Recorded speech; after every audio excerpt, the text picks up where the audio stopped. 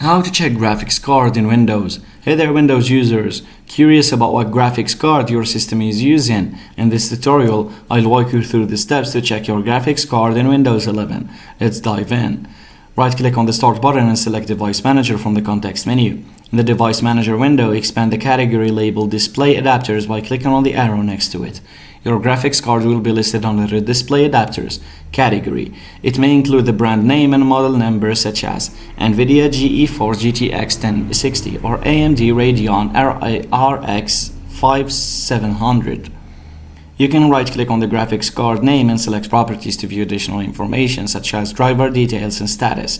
Press the Window key plus R to open the Run Dialog button and type DXDIAG